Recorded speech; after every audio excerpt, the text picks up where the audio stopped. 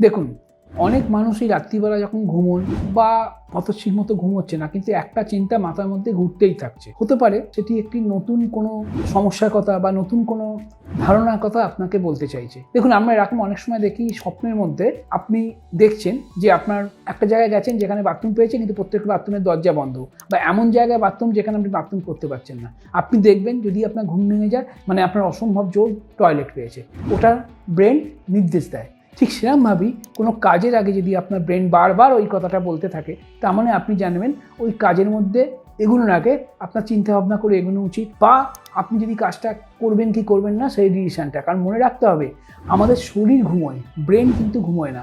In fact brain কবে থেকে জাগে? যখন থেকে মানুষের মস্তিষ্ক তৈরি হয় মায়ের পেট থেকে, তখন থেকেই ব্রেন অ্যাক্টিভ। আর ব্রেনের মৃত্যু হয় কবে? মৃত্যুর সময়। তার আগে পর্যন্ত ব্রেন কিন্তু অল্প বিশ্রাম নেয়, পুরোপুরি কিন্তু বিশ্রাম নেয় না। যেমন হার্ট পুরোপুরি বিশ্রাম নেয় না, কিডনি পুরোপুরি বিশ্রাম নেয় না। এরকম বেশ কিছু জিনিস আছে যেগুলো অটোনোমাস নার্ভাস সিস্টেম, যেটা অটোমেটিকলি চলে, তারা কিন্তু বিশ্রাম নেয় না। বিশ্রাম নেয় শরীরে অল্প কিছু পার্ট যাদের দরকার।